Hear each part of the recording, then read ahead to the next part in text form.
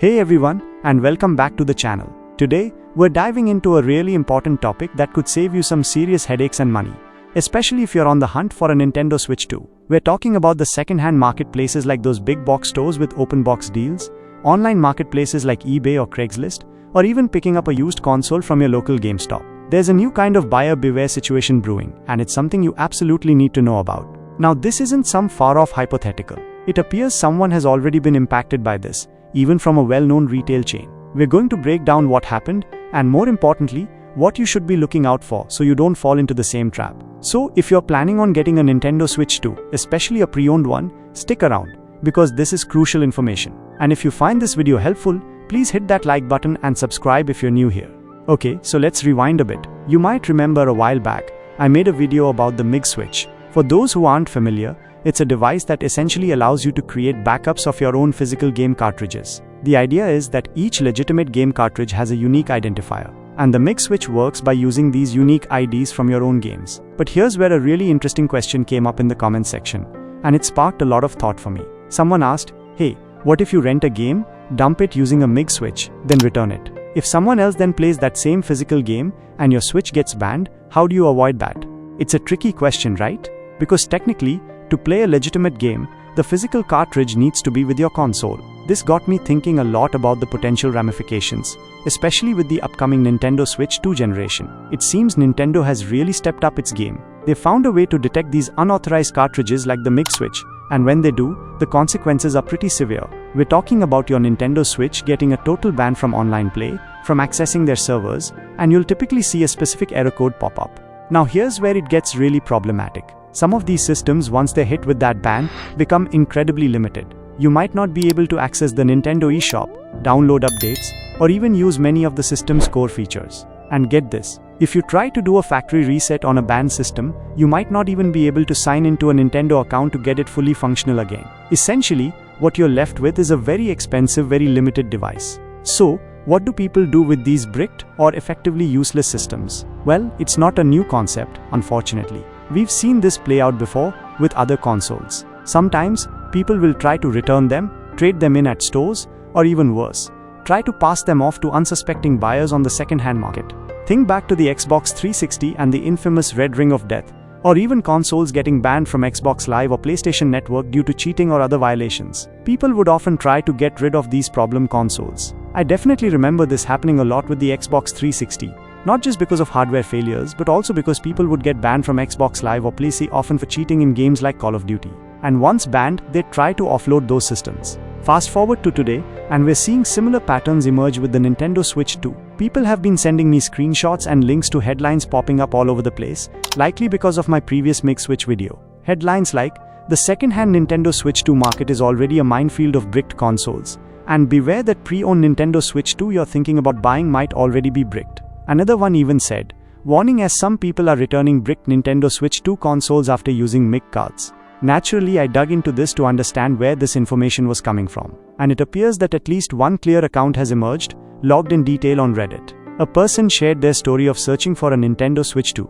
While driving between work sites, they stopped at two different Walmarts. At the second one, they found an open box Nintendo Switch 2 behind the glass counter. When they brought it up, they realized the Mario Kart download code had already been scratched off and used. Walmart, to their credit, knocked off about $50, making it a cheaper system overall. Sounds like a decent deal, right? Here's where it went wrong. Once they got home and tried to sign into a Nintendo account, they were met with error code 2124-4508. When you look that code up, it unequivocally means the system has been banned. And everyone is now linking this directly to the use of the MIG switch, as it seems to be the primary trigger for Nintendo issuing these console-level bans. Once a system's unique identifier is tied to a ban, that's pretty much it. Nintendo blocks it from signing in and using a huge portion of the system's features, even making it difficult to get through the initial setup process. So this is the current situation. When I checked other stores like Best Buy, most of their open box items were accessories, things that get returned, inspected,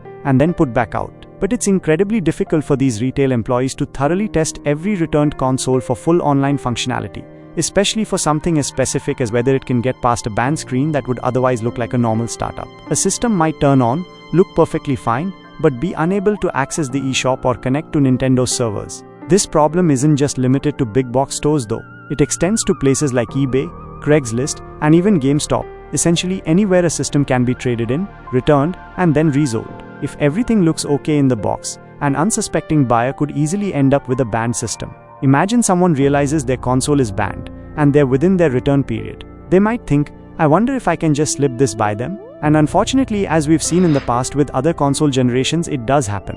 To me, it's not entirely shocking that this is occurring. What is a bit surprising is that it's already happening so early in the Nintendo Switch 2's life cycle. Even with the Xbox 360's Red Ring of Death, while some consoles did Red Ring out of the box, it took months before people started figuring out tricks to get them past initial testing for trade-ins, effectively making it the store's problem. So, if you're absolutely set on buying a Nintendo Switch 2 from the second-hand market, and honestly, I'm not sure I can wholeheartedly recommend it right now. The price difference isn't usually that significant from what I've seen, sometimes only $50 cheaper, and some sellers even try to charge more for open box systems with extra accessories. Here's my strongest recommendation. Before you complete the purchase, you need to verify that the system can access the Nintendo eShop. If you're at a physical store, you'll need to figure out a way to have them demonstrate this. They should ideally be able to sign in with their own account before doing a factory wipe. If they've already wiped it, I'd suggest having a temporary, throwaway Nintendo account ready. Just set up an account with a temporary email address. This way you can quickly go through the setup process, sign in, and ensure it gets past that initial online check without any error codes. If you're buying secondhand from a private seller on platforms like Craigslist or Facebook Marketplace, this should be even easier. You should be able to message them and have them perform this check for you right then and there. They should be able to show you their own account signed into the eShop, proving it's not banned. On the flip side, if you're someone looking to sell your Nintendo Switch 2, I would highly recommend having proof ready, like an image or a short video, showing your console logged into the eShop. This will undoubtedly become a common question from buyers going forward. It's like having proof that your car has a clean title. It reassures the buyer.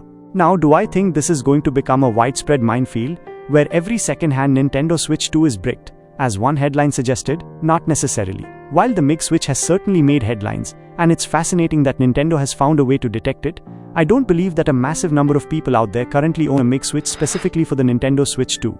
However, even if it's not a widespread epidemic yet now, it's absolutely worth being aware of. If you decide to buy a system secondhand from a random listing, or a person you don't really know online, this simple verification step could save you a lot of grief. So, my advice again, find a way to get the system to access the eShop before you buy it. Make sure it's not banned, and then you can proceed with confidence. But I'm curious to hear what you all think about this. Is this going to become more and more of an issue as time goes on, or will we just see a few isolated cases, like the one from Walmart, where it seems a banned system clearly found its way back onto the shelf? I wouldn't be surprised if the employee taking the return didn't even turn it on, just checked that all the physical components were there, and then put it back into returns. Let me know your thoughts down in the comments below. Thank you so much for watching, and I'll see you next time. Don't forget to like, share, and subscribe.